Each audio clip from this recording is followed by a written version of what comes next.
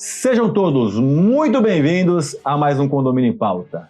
No programa de hoje falaremos sobre multas e advertências, como aplicá-las e quais os cuidados necessários. Tema importante, muita gente dá uma patinada nesse assunto. Temos aqui dois convidados especialistas para abordar para vocês esse assunto tão importante. Vem comigo.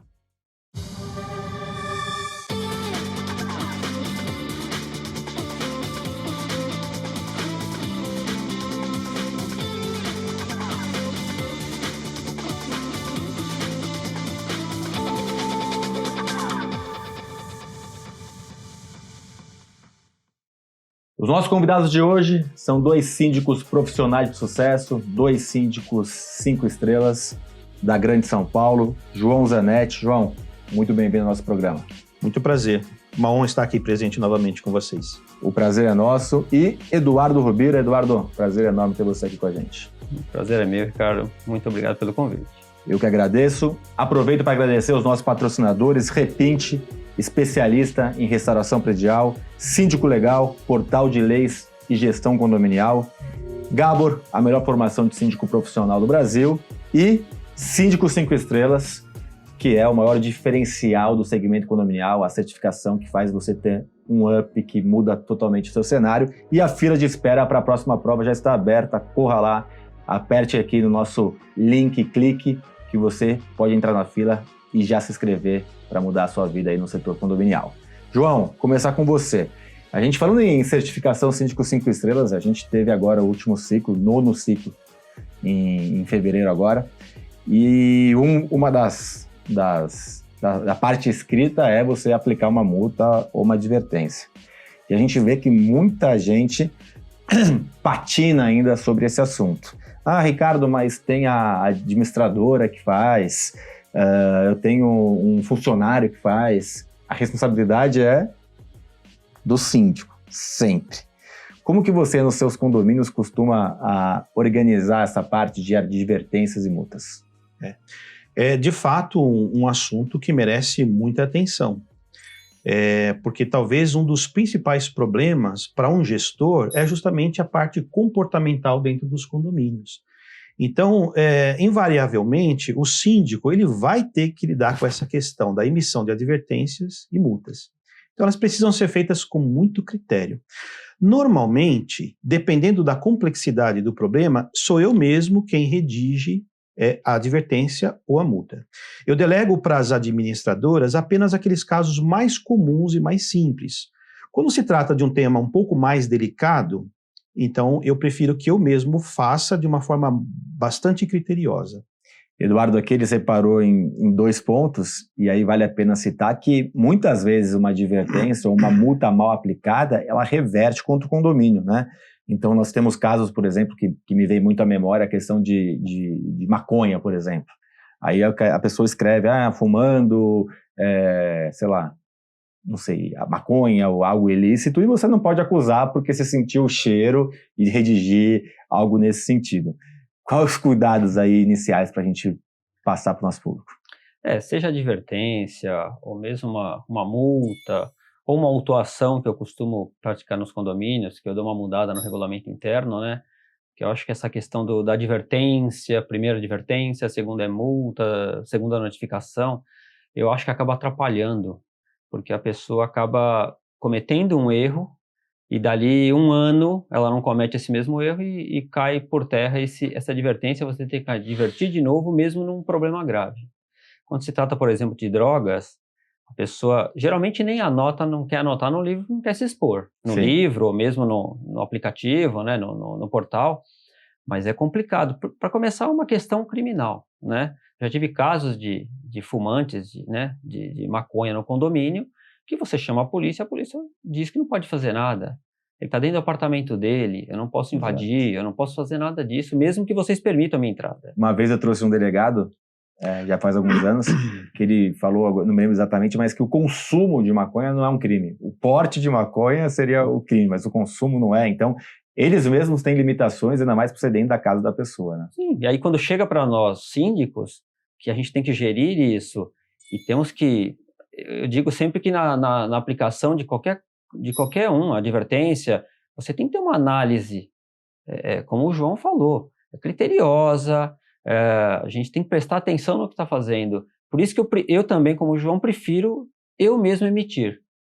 Analisar, emitir e até para chegar mais rápido também, né? Porque não adianta passar 1 mês, 2 meses e você advertir uma pessoa, perde o time.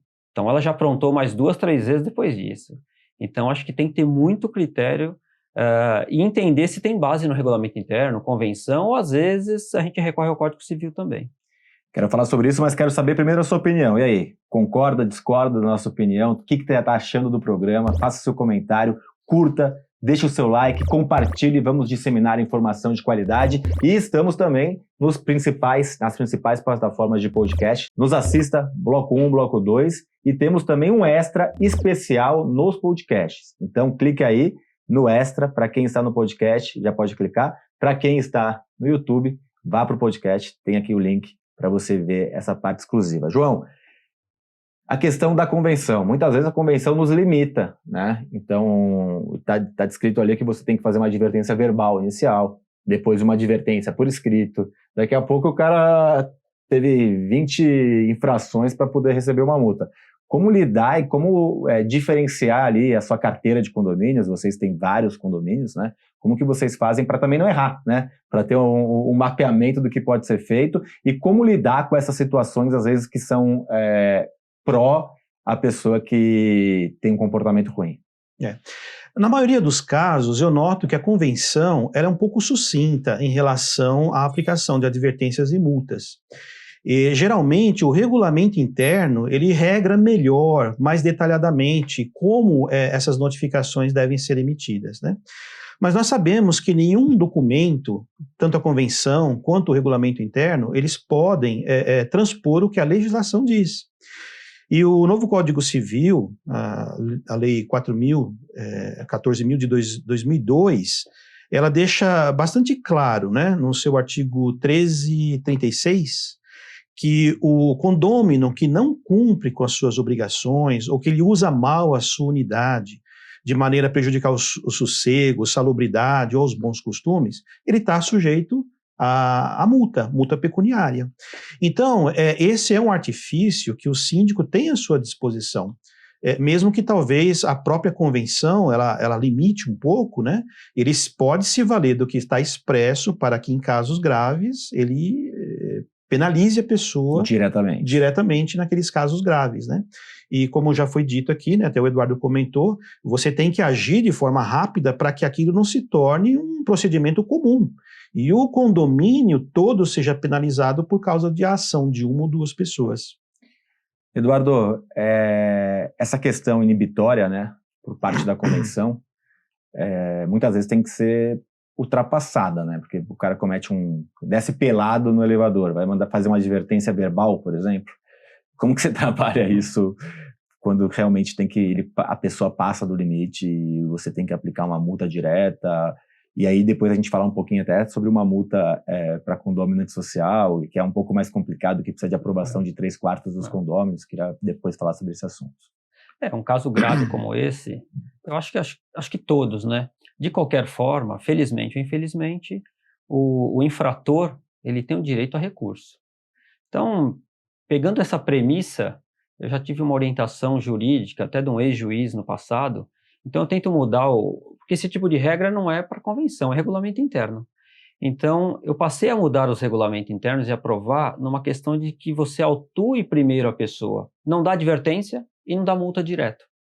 Porque quando você manda uma autuação, você dá o direito de recurso, de explicação, de desculpa, sei lá o que a pessoa queira, você dá lá os seus 15 dias e você analisa. O corpo diretivo depois você pode juntar, porque uma pessoa só não é viável, mas você analisa e defere o recurso ou indefere. Um caso como esse é difícil deferir.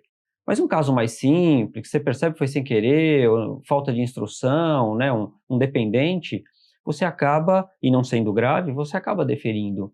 E eu tento sempre falar que, assim, todos os artigos eles têm que ter grau e peso. Você não pode ter um valor para um caso desse, para um caso de uma festa de arromba até as 3 da manhã, para aquele que simplesmente pisou na grama.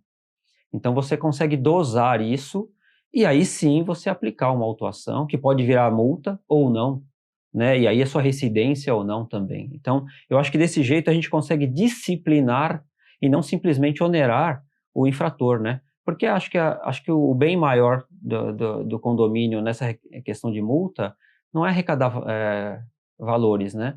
É simplesmente disciplinar. João, essa questão de disciplinar e de o condômino ter a questão do recurso, né? Que o condômino tem direito aí a se defender, né? E até levar a uma assembleia, né? Aqui o Eduardo falou que ele trata inicialmente um grupo, né? Corpo diretivo, sim, ou pode criar uma comissão disciplinar, pode, né? Cada condomínio tem a sua estrutura, mas caso aquele condômino queira ir para uma assembleia para se defender, ele também tem essa questão do direito. Nos seus condomínios, como que você costuma estruturar isso? Essa parte de você poder dar voz ao condômino a se defender, como que é feito? Eu havia comentado sobre a importância de você redigir bem a advertência, ou no caso, a multa, né? Então você precisa deixar claro que, de fato, o infrator ele tem o direito de se defender. Então, quando eu redijo uma multa, por exemplo, lá no final eu cito, por exemplo, o que aconteceu, os motivos que levaram à emissão da multa, quais foram os artigos violados na convenção, no regulamento interno e até mesmo no Código Civil. Mas lá no final eu digo assim, olha, conforme prevê a Constituição Federal, no seu artigo 5º, inciso número 55, você tem o direito a contestar e tem direito à ampla defesa. Então, geralmente nós damos um prazo de 15 dias, assim como o Eduardo também faz, né, para que ele possa dar as explicações. E, geralmente, esse recurso que é feito, né, pode ser por escrito, até numa reunião, verbalmente, em que está presente eu e mais alguns membros do corpo diretivo, essa multa ela pode ser, eventualmente, até cancelada. Ou, se não houver o deferimento desse recurso, ele pode recorrer à Assembleia dos Moradores, como já aconteceu num case, por exemplo. Foi aplicada uma multa por causa do mau comportamento de um jovem, o pai ficou contrariado, recorreu, o recurso dele não foi deferido pelo corpo diretivo e ele recorreu à Assembleia dos Moradores. Foi pior para ele, né? Porque depois de explanado tudo o que estava envolvido, a Assembleia decidiu por duplicar o valor da multa. Mas é um recurso que sim, cabe à pessoa, né? Tem o direito. Sem dúvida. Queria falar sobre assessoria jurídica, acho que isso é importante, determinadas multas. Queria falar sobre aquele condômino antissocial que a gente aplica multa, que pouco se resolve. Queria falar um pouquinho sobre o que pôr e o que não pôr nas multas, né? Você já deu uma estruturada aqui legal para quem está nos assistindo, já deu algumas dicas bem importantes. E aí eu queria tratar isso no segundo bloco. Vocês dão uma respirada, dão uma pensada, e você na sexta-feira terá essas respostas e muito mais. Até lá.